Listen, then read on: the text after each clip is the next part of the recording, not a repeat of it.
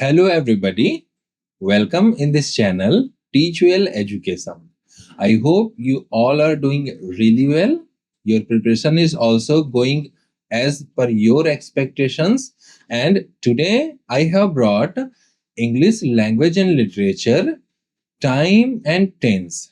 Yes, definitely. So from today onwards, your preparation for the English lecturer grammar is going to get upgraded into the next level, where we are going to deal with the all the major heads, where we are going to deal with all the heads or major topics that are in English grammar, like voice, clause, narration, and these time and tense.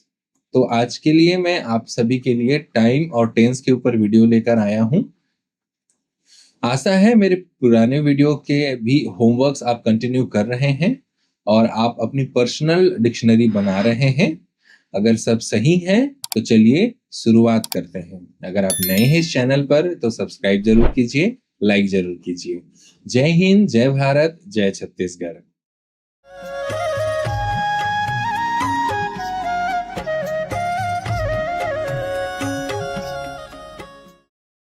तो सबसे पहले मैं एक बार आपको syllabus का visit जरूर करा दूंगा, जैसा मैं पिछले कुछ वीडियोस से कर रहा हूं, ताकि आप बहुत अच्छे से चीजों को याद कर लें। फिर है हमारा सिलेबस का exactly point two point note down thing. मैं इसमें से कुछ टॉपिक्स अभी कवर किया हूं। आज मैं टाइम और टेंस से स्टार्ट कर रहा हूं। मैंने सेंटेंस कर लिया है, ट्रांसफॉर्मेशन ऑफ सेंटेंस कर लिया है, सब्जेक्ट एंड प्रेडिकेट कर लिया है, जो इनमें हिडन है, जिसके जो डायरेक्टली यहाँ पे मेंशन तो नहीं है, बट जिसके बगैर काम नहीं बनेगा। तो चलिए अब शुरू करते हैं। Time and tense. Introduction. Time is the same universal concept of human experience. While the experience change, the concept does not. तो आप लोग मूवीज में, फिलोसॉफीज में, मार्वल के मूवीज में देखे होंगे कि टाइम जो होता है वो परमानेंट है। टाइम हमेशा रहने वाली चीज है। तो टाइम और टेंस में भी टाइम तो वैसा ही है कि टाइम जो है वो परमानेंट चीज है, यूनिवर्सल चीज है, जो हर लैंग्वेज में होता है। It is not dependent of a language. Okay, division of time, but this universal time has been divided into three parts. Time has been divided into three parts or spheres: present, past, and future. But the definition of tense, that is what matters. To represent those three time spheres, we use specific verbs. और इन्हीं present, past और future time को हमने time को तीन हिस्सों में बांट दिया है, तीन उसके पहलू बना दिए हैं, और उन अलग अलग पहलू को ही इंग्लिश लैंग्वेज में रिप्रेजेंट करने के लिए हम ऐसे वर्ब्स का यूज करते हैं जिन वर्ब्स को टेंस कहा जाता है। Now is it clear to you? So tenses are basically the verbs that particularly represent a time. Those specific forms are called tenses. The English reality. In English language we have only two tenses. तो हमारे पास तीन time है, लेकिन verb जो हम use करते हैं, मैं भी आगे पढ़ाऊंगा, क्योंकि वर्ब हम सिर्फ दो ही टाइप के वर्ब्स यूज करते हैं। हम 5 फॉर्म्स यूज करते हैं, होल्ड ऑन, बट बेसिकली हम दो ही टेंस में उन 5 फॉर्म्स ऑफ वर्ब्स को यूज करते हैं। क्या क्या होता है? Present and past. Future tense is made with the help of modals. हमारे पास इंग्लिश लैंग्वेज में कोई अलग से फ्यूचर टेंस का पर्टिकुलर वर्ब नहीं होता। जैसे गो प्रेजेंट है, प्रेजेंट सिंपल कहिए या प्रेजेंट फिफ्थ फॉर्म प्रोग्रेसिव कहिए, सिंगुलर कहिए या प्लूरल कहिए, और इसका पास्ट हो गया वेंट, बट इसका कोई फ्यूचर नहीं है। हम सिंपली कहते हैं विल गो या शैल गो या शुड गो। आपको क्लियर हो रहा है ना? तो इसीलिए मैंने कहा कि हमारे पास इंग्लिश लैंग्वेज में बेसिकली दो ही टेंस हैं। हम तीसरा टेंस जो है वो मॉडल वर्ब्स के सहारे बनाते हैं, बट इवेंचुअली हम जनरल टर्म्स में अगर हम पढ़ेंगे तो हम तीन टेंस ही पढ़ेंगे। क्लियर है? बट आपको एटलीस्ट ये क्लियर इंफॉर्मेशन होना जरूरी है। Verbs in themselves don't have the future form unlike Latin and French, क्योंकि इंग्लिश लैंग्वेज में 40 to 50% पूरा का पूरा लैटिन और फ्रेंच लैंग्वेज का इन्फ्लुएंस है, तो उसके ग्रामर के रूल्स भी बहुत ज्यादा इसी अकॉर्डिंगली बने हैं। ठीक है, तो होना ये चाहिए था कि इसमें भी फ्यूचर के वर्ब फॉर्म्स होने चाहिए थे। वर्ब के लास्ट में जैसे हम ईडी लगाकर पास्ट बनाते हैं, आईएनजी लगाकर कंटिन्यूअस या प्रोग्रेसिव बनाते हैं, वैसा ही कोई फ्यूचर का भी बनना चाहिए था, जबकि लैटिन और फ्रेंच लैंग्वेज में वैसा होता है, बट इसमें ऐसा नहीं है। Is it clear now? Aspectual division. अब ये तो हो गया कि टाइम यूनिवर्सल है, उसको हमने तीन हिस्सों में बांट दिया है, और उन तीन हिस्सों को रिप्रेजेंट करने के लिए कुछ फॉर्म्स ऑफ वर्ब्स यूज किया जाता है, जिसे हम टेंस कहते हैं। अब इस टेंस के अलग अलग चार पहलू हैं। वर्ब जो होता है जब सेंटेंस में प्रेजेंट, पास्ट या फ्यूचर में यूज होता है, तो स्पेसिफिकली या एक्यूरेटली वो कौन से टाइम के किस एक्शन को प्रेजेंट कर रहा है, एक्शन के किस मोमेंट को प्रेजेंट कर रहा है, इसके अकॉर्डिंगली वो फोर एस्पेक्ट्स में डिवाइडेड है। जैसे कि simple, continuous, perfect, perfect continuous, to express the action and the time of its happening. जैसे टाइम का अलग अलग पहलू है, पास्ट, प्रेजेंट एंड फ्यूचर, वैसे ही एक एक्शन का अलग अलग पहलू है, simple, past, continuous, present continuous या परफेक्ट कॉन्टिन्यूअस। ठीक है, तो अलग अलग एस्पेक्ट होने के कारण और टेंस के तीन अलग अलग एस्पेक्ट होने के कारण, टाइम के अलग अलग एस्पेक्ट होने के कारण टोटल हमारे पास 12 एस्पेक्ट आ जाते हैं। 3 4 12, तो हमारे पास 12 तरीके की ऐसी चीजें आ जाती हैं जिसे हमें पढ़ाई करना है। But hold on, before that there are some really important things that you need to learn. तो मैंने आप सभी के लिए ये टेबल लेके आया है, जिसमें मैंने बेसिकली एक बार और डेफिनेशन एंड डिफरेंस को बताया है कि टाइम और टेंस कैसे अलग होते हैं। Definition: a universal non linguistic concept of duration. Time का एक यूनिवर्सल जो लैंग्वेज पर डिपेंड नहीं करता, नॉन लिंग्विस्टिक, जैसे past, present and future. But tense, a grammatical category indicated by verb forms.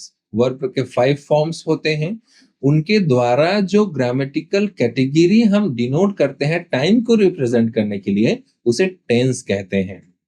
Nature: independent of language, same for everyone globally.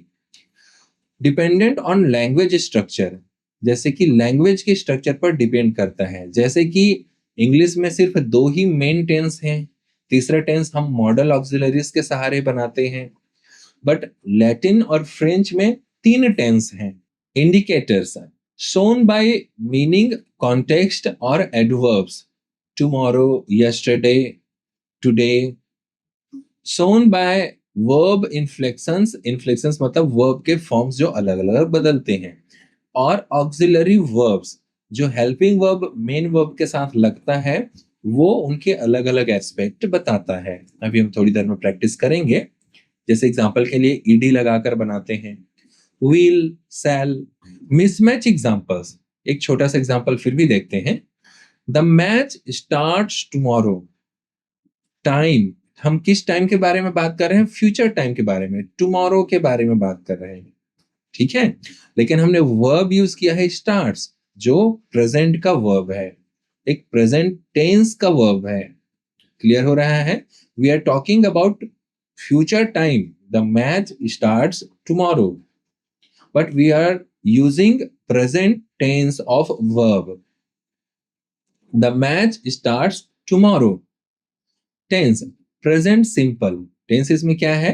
Present simple. Time क्या था? Future. Clear है?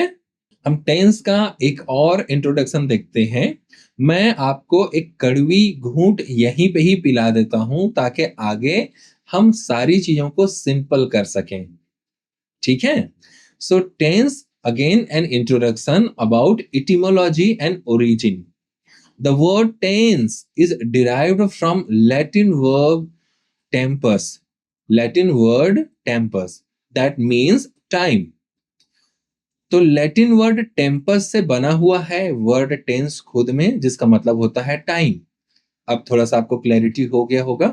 मैंने कहा ना कि लैटिन और फ्रेंच का इंग्लिश में बहुत ज्यादा इन्फ्लुएंस है, प्रभाव है। English basically originated from Germanic roots but has many exceptions due to French and Latin influence. हालांकि इंग्लिश जो है वो जर्मन लैंग्वेज से ओरिजिनेट हुआ है या उससे भी पुराने लैंग्वेज से ओरिजिनेट हुआ है, लेकिन समय के साथ ओल्ड इंग्लिश और क्लासिकल इंग्लिश में फ्रेंच और लैटिन का जितना इन्फ्लुएंस रहा, इससे इसके grammatical structures and root words almost change हो गए। The evolution of future forms, जब मैं आपको वोकेबलरी पढ़ाऊंगा तो भी इन्हीं चीजों को कुछ बेसिक्स में पढ़ाऊंगा। Early English speaker would say I am going to market. तो जैसा हमने पढ़ा कि इंग्लिश लैंग्वेज में बेसिकली दो ही टेंस हैं, प्रेजेंट और पास्ट।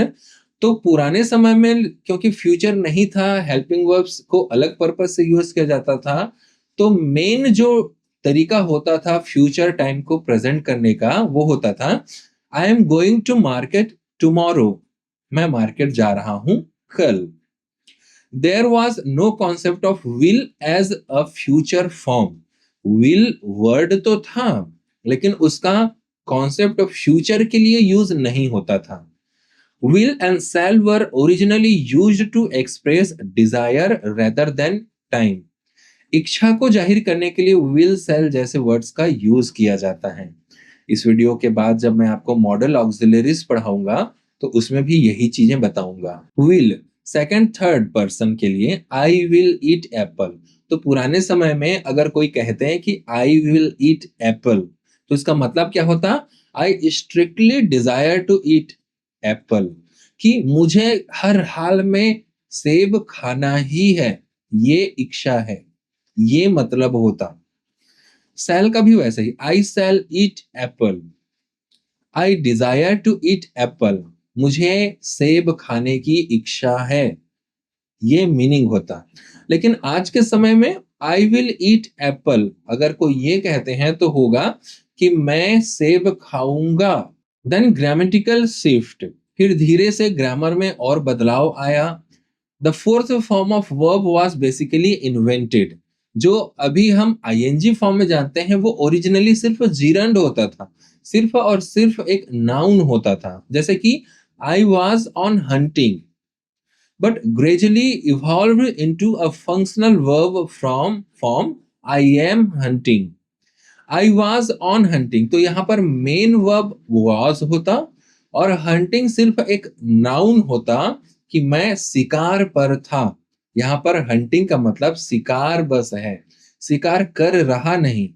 लेकिन आज प्रेजेंट मॉडर्न ग्रामर में ये हो गया है कि आई एम हंटिंग, मैं शिकार कर रहा हूं। तो शिकार कर रहा और हूं को एम बता रहा है।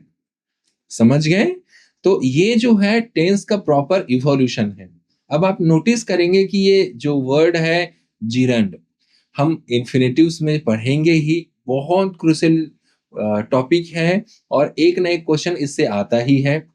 हम इससे रिलेटेड और कई वर्ड्स जो यहाँ पर हमने देखा है, विल, शैल, इन सारी चीजों के बारे में पढ़ेंगे ही। तो एक इंट्रोडक्शन टेंस का समझने के लिए ये एक कंप्लीट पिक्चर आपको रखना जरूरी था। आपको नॉर्मल बाकी वीडियोस में ये सारी चीजें नहीं मिलेंगी, लेकिन अगर आप ऑथेंटिक बुक्स पढ़ेंगे तो उनमें यही टेक्निक्स से पढ़ाया जाता है। समझ गए? So let us proceed. Prerequisites for tense. Tense के लिए आपको क्या क्या चीजें ऑलरेडी आनी चाहिए। First, functional verb types. Verb के टाइप्स जो फंक्शन के बेसिस पे होते हैं वो आपको पता होने चाहिए। Main verb, primary auxiliaries, modal auxiliaries, helping verbs, auxiliary means verb forms. 5 types के जो फॉर्म होते हैं, go, went, gone, going, goes. तो गो जो है यहाँ पर प्रेजेंट प्लूरल हो जाता है और गोज प्रेजेंट सिंगुलर हो जाता है। ठीक है, तो वर्ब के फॉर्म्स आपको पता होना चाहिए। वर्ब की रेगुलरिटी के बेसिस में जैसा चेंजेस होता है उसमें इन्फ्लेक्शन जो आता है, जैसे कि गो का वेंट हो जाता है, ये एक इरेगुलर वर्ब है। फिर गॉन हो जाता है, ये एक इरेगुलर वर्ब है। लेकिन रेगुलर क्या होता? वॉक, वॉक्ड, वॉक्ड, वॉकिंग, वॉक्स, ये रेगुलर फॉर्म है। तो जब वर्ब का एकदम से नया तरीका आ जाए तो इरेगुलर, और जब पुराना ही तरीका रहे तो रेगुलर। ठीक है।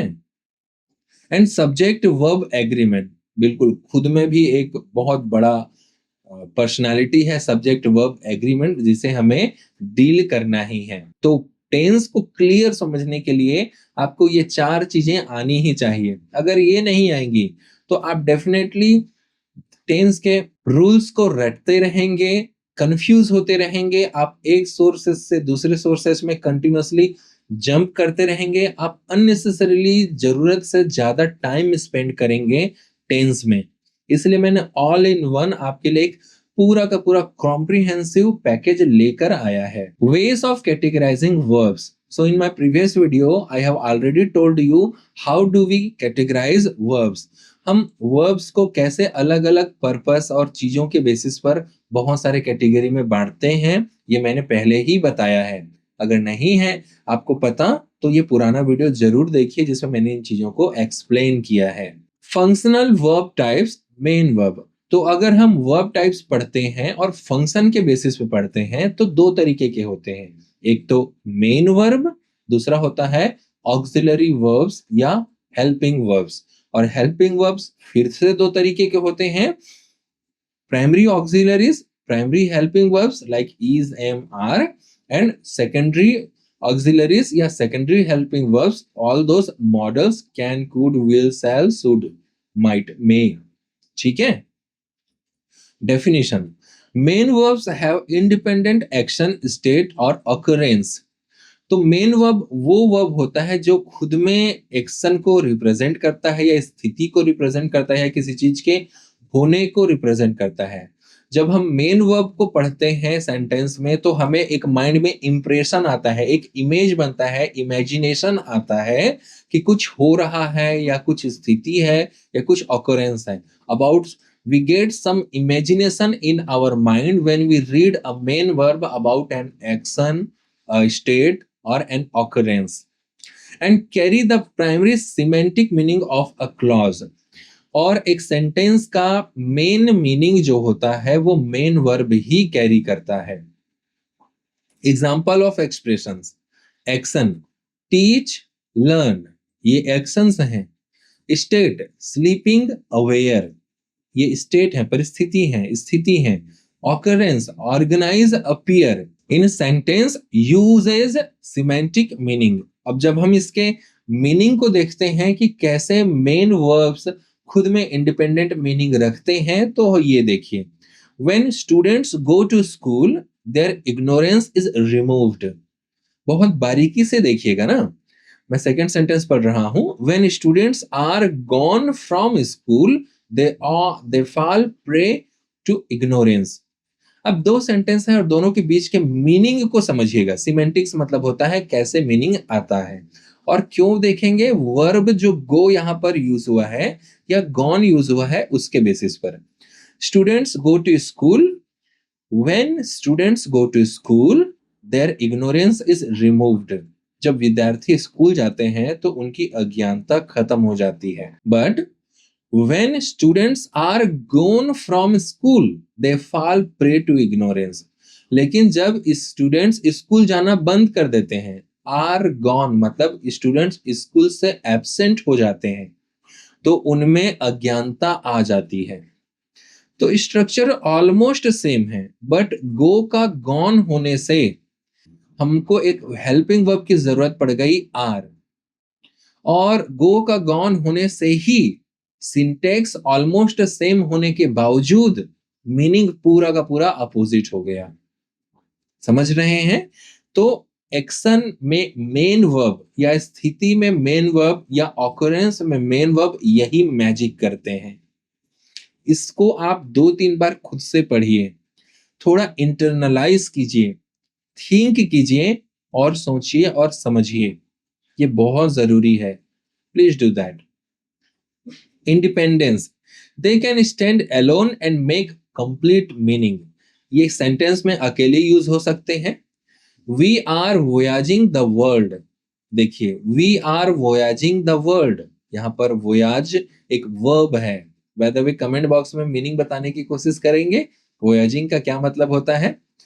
सी इज वोयाजिंग द वर्ल्ड, तो हम वर्ल्ड का वोयाजिंग कर रहे हैं या वह वर्ल्ड का वोयाजिंग कर रही हैं। अब यहाँ पर मेन वर्ब वोयाजिंग खुद में अकेले स्टैंड कर रहा है, चाहे कोई सा भी टाइम हो या कोई सा भी टेंस में हम यूज कर रहे हो, कोई सा भी टेंस या टाइम के एस्पेक्ट में हम यूज कर रहे हो। लेकिन इज और आर दोनों स्टैंड नहीं कर पाए, वो चेंज हो गए according to aspect of tense we are using. जैसे कि वी आर प्रेजेंट कॉन्टिन्यूअस में है, सी इज प्रेजेंट कॉन्टिन्यूअस में है, बट वी प्लूरल है और सी सिंगुलर है, इसलिए सी के साथ इज हो गया। Subject verb agreement. कोई बात नहीं, अगर नहीं पता तो मैं आगे जरूर पढ़ाऊंगा, फिलहाल के लिए बस इतना समझ लीजिए, ठीक है। Open class evolution, new verbs are constantly invented. तो ये वर्ब्स जो होते हैं, मेन वर्ब्स जो होते हैं, वो ओपन क्लास फॉर्म करते हैं, मतलब नए वर्ब्स लगातार बनते रहते हैं, नाउन से बन जाते हैं, बिल्कुल ही नए वर्ड्स बन जाते हैं। जैसे कि कोरोना के टाइम में बना था डूम स्क्रॉल, सोशल मीडिया को लगातार ऊपर नीचे करते रहना, स्क्रॉल करते रहना, कहलाता है डूम स्क्रॉल। डूम का मतलब होता है तबाही, बर्बादी। तो लोग इतना स्क्रॉल करते रहते हैं, इतना स्क्रॉल करते रहते हैं, अपना पूरा का पूरा मेंटल स्टेटस खत्म कर डालते हैं। टच ग्रास, तो जब आप सोशल मीडिया स्क्रीन, मोबाइल या टीवी स्क्रीन से बोर हो जाते हैं या परेशान हो जाते हैं, और जब आप रियल वर्ल्ड में जाते हैं कुछ रियलिटी में सांस लेने के लिए, जीने के लिए, तो उसे हम टच ग्रास कहते हैं, टू टच ग्रास। ग्लेज, जब हम किसी की इतनी इतनी तारीफ कर देते हैं कि वो खुद में एम्बेरसिंग हो जाता है, खुद में शर्मिंदगी हो जाती है, जरूरत से ज्यादा कर देते हैं, तो उसे हम ग्लेज कहते हैं, नया वर्ड है। घोस्ट, पहले भूत नाउन था, अब घोस्टिंग मेन वर्ब बन गया है। अनफ्रेंड, सोशल मीडिया में फॉलो जैसा होता है, अनफॉलो जैसे होता है, वैसे ही फ्रेंड रिक्वेस्ट का अनफ्रेंड हो गया है। पहले ऐसा नहीं था, बट अब ये सारे वर्ब्स हो गए हैं। तो अब देखेंगे कि बहुत समय के साथ धीरे धीरे न्यू वर्ब्स का फॉर्मेशन होते रहता है, मेन वर्ब्स का। High frequency verbs in Indian English, तो इंडियन इंग्लिश लैंग्वेज में 2025 में मैं आपके लिए जितने टॉप 50 वर्ब्स जो सबसे ज्यादा यूज हुए थे इंटरनेट पर, उसको लेकर आया है। मैं लेकर आया हूं आप सभी के लिए। इन वर्ब्स को पढ़िए, बार बार बोलिए आवाज के साथ, पूरी तरीके से फ्रेंडली हो जाइए। I would like to definitely request you to please give me a feedback on my hard work by pronouncing this words 5 times each. हर वर्ड को 5 बार बोलिए, बार बार बोलिए, उसके प्रोनाउंसिएशन को अपने कॉन्शियस माइंड में बिठा लीजिए। आप सोचे हालांकि कुछ भी, लेकिन आपके कॉन्शियस माइंड को आपकी जरूरत है प्रैक्टिस के लिए, और ये सारे वर्ब्स मैं आपके प्रैक्टिस के लिए लाया हूं, क्योंकि यही सारे वर्ब्स हैं जो प्रीवियस ईयर के क्वेश्चन पेपर्स में भी 80 to 90% आपको देखने को मिलेगा। बार बार यही वर्ब्स के मीनिंग आपको अगर आप डिराइव करने आता है, तो आप क्लियरली क्वेश्चंस को सॉल्व कर पाएंगे। Go, come, take, give, make, get, put, drink, keep, find, leave, hold, run, saw, call। ये तो हो गए कोर एक्शन वर्ब्स। कॉग्निशन या इमोशन से related know, think, see, look, want, understand, feel, like, remember, believe, mean, hear. Communication से जुड़ा हुआ जो वर्ड्स हैं, say, tell, ask, speak, talk, write, discuss, inform, explain. या एडमिशंस, एडमिनिस्ट्रेशन या professional field से देख लेंगे तो work, learn, prepare, provide, require, need, include, create, develop, consider, submit, apply, follow, maintain. Pronunciation का जो इनका नजाकत है, इनका टोन और मूड है, टेम्पो है, उसे प्लीज फॉलो कीजिएगा। एस्पेक्चुअल एंड एग्जिस्टेंशियल, फिलोसॉफिकल देख लीजिए, become, begin, start, leave, change. तो मैंने अलग अलग कैटेगरी में आपके लिए इतने सारे वर्ब्स लेकर आया है, प्लीज इन्हें आप प्रोसेस कीजिए माइंड में और अच्छे से इनके साथ कॉन्फिडेंट हो जाइए। Fields we find verbs. अब अलग अलग फील्ड्स के बेसिस पर आपको वर्ब्स फाइंड करने हैं, ये आपका होमवर्क है। जैसे स्कूल और होम में बेसिकली किस किस तरीके के वर्ब्स यूज होते हैं, read, right, learn, clean, cook, seat, play, sleep, wash, open. तो स्कूल और घर में ऐसे वर्ब्स का यूज होता है। आपको करना ही है, ये आपके लिए होमवर्क है कि मार्केट में कैसे वर्ब्स यूज होते हैं, फ्रेंड सर्कल में क्या क्या वर्ब्स यूज होते हैं। हर सर्कल से आपको कम से कम 10 वर्ब्स का लिस्टिंग बनाना है। ये आपके लिए होमवर्क है। You have to do this homework. भाई इतना नहीं करेंगे तो कैसे सीखेंगे, इतना लेजी तो नहीं होना है ना। Fields we find verbs.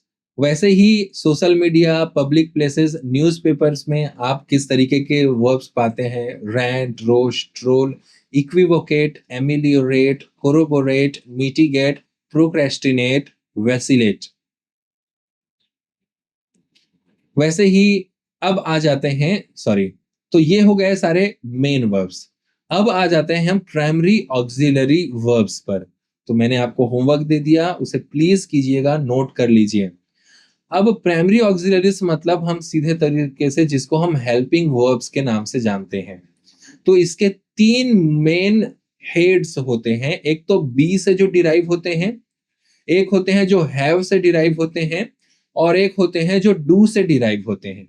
तो बी, हैव, डू, ये 3 हेड्स में हम सारे हेल्पिंग वर्ब्स को, जो प्राइमरी हेल्पिंग वर्ब्स हैं, क्लॉज को, सॉरी, मॉडल्स को छोड़कर उसे कैटेगराइज करते हैं।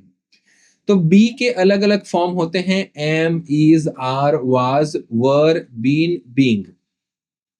आपने ये पढ़ा है कि ट्रेडिशनल वर्ब्स के जो होते हैं वो 5 फॉर्म होते हैं, 1 to 5, 1 2 3 4 5, go, went, gone, goes, going. ठीक है। लेकिन बी एक ऐसा वर्ब है जिसके टोटल 8 फॉर्म होते हैं, am, is, are, was, were, been, being, be. ठीक है। हैव का ऐसा ही 3 फॉर्म होता है या 4 फॉर्म होता है, have, has, had, having. Do का वैसे ही 3 फॉर्म होता है, डू, डज, डिड। ये मेन जितने भी हैं सब प्राइमरी ऑक्सिलरीज हो गए, सभी के सभी हेल्पिंग वर्ब्स हो गए। इनका यूज से ही हम टेंस के अलग अलग एस्पेक्ट पढ़ते हैं, वॉइस पढ़ते हैं, क्लॉज पढ़ते हैं, नरेशन पढ़ते हैं, सब्जेक्ट वर्ब एग्रीमेंट पढ़ेंगे, कंडीशनल्स पढ़ेंगे। ढेर सारे टॉपिक्स यहीं से बनते हैं। तो आपको यहीं पर ही चीजों को पूरा क्लियर कर लेना है। Build continuous aspect and the passive voice. तो इनके यूज क्यों होते हैं, ये सारी चीजें हैं, सभी एग्जाम्पल्स लिखे हुए हैं। She is analysing the syntax, the poem was written by kids. तो इस तरीके से अलग अलग इसके फॉर्म्स बनते हैं, अलग अलग चीजें हैं। आप प्लीज इस सेंटेंसेस को प्रोनाउंस कीजिएगा, लाउडर वॉइस के साथ पढ़िएगा ताकि आपको समझ में आ सके। मैं थोड़ा सा समय बचाने के लिए इसको नहीं पढ़ रहा हूं। अब आ जाते हैं मॉडल ऑक्सिलरीज पर, ऐसे हेल्पिंग वर्ब्स जो मॉडल्स होते हैं। तो model auxiliaries basically ability, permission, necessity, possibility को बताते हैं। कोई 50% पॉसिबिलिटी बताएगा, कोई 100% एबिलिटी को बताएगा, कोई 50% एबिलिटी को बताएगा, कोई 50% परमिशन को बताएगा, कोई डिजायर को बताएगा, कोई नेसेसिटी को बताएगा। तो इस तरीके से मॉडल्स जो होते हैं वो ability, permission, necessity and possibility. Ability, permission, necessity, possibility, क्या क्या, मेरे साथ बोलिए, ability, necessity, permission, possibility. Ability, permission, necessity, possibility. Admission, permission, necessity, possibility. ऐसे चारों को आप याद कर लीजिए, क्योंकि जब हम मॉडल्स में इन डेप्थ पढ़ाई करेंगे तब उन चीजों की बहुत ज्यादा जरूरत पड़ेगी, वरना फिर से वही आप रूल्स रटते रह जाएंगे और कैन, कुड, मे, माइट के जो ये ट्रिक्स हैं वो आपको पछाड़ दे देंगे। कैन एबिलिटी या परमिशन के लिए यूज होता है, कुड पास्ट एबिलिटी या पॉसिबिलिटी के लिए भी यूज होता है, मे परमिशन के लिए यूज होता है, माइट इसका पास्ट हो जाता है, must, ought to, obligation, certainty, shall, should, advice, recommendation, will, would, future certainty and habit. ठीक है, तो इसके सब एग्जांपल्स भी दिए हुए हैं। बस अभी फिलहाल के लिए आपको यह समझना है main verb, primary auxiliaries, modal auxiliaries, ये सब अलग अलग चीजें हैं जो टेंस में जब ऑपरेट होते हैं तो अलग अलग मैजिक क्रिएट करते हैं। Regular verb conjugation table. तो अब हम देखते हैं, कोशिश करते हैं कि हम कुछ ये रेगुलर वर्ब्स हैं जिनका जो अलग अलग फॉर्म होता है वो रेगुलर पैटर्न में बनता है कि आपको इनकी मीनिंग्स याद हो सके। Accept, accepted, accepted, accepting, accepts. Achieve, achieved, achieved, achieving, achieves. Add, added, added, adding, adds. Admire, admired, admired, admiring, admires. तो ऐसे ही आपको बाकी सभी वर्ब्स को और शुरू से एक बार और इनको प्रोनाउंस करना है, बोलना है। जितना ज्यादा बोलेंगे उतना ज्यादा कॉन्फिडेंट होंगे। वैसे ही मैं आप लोगों के लिए 20 इररेगुलर वर्ब्स भी लेकर आया हूं, ऐसे वर्ब्स जिनका जो फॉर्म होता है वो रेगुलर नहीं बनता। For an example, begin, began, begun, beginning, begins. Break, broke, broken, breaking, breaks. Come, come, came, come, coming, comes. Do, did, done, doing, does. Drink, drank, drunk, drinking, drinks. Drive, drove, driven, driving, drives. Her verb को 5 बार उसके forms के साथ आपको पढ़ना है, ऐसे ही proper pronunciation के साथ, ताकि आपकी प्रैक्टिस हो सके, एक्सरसाइज हो सके। रिमेंबर, आपके दिमाग को आपकी जरूरत है।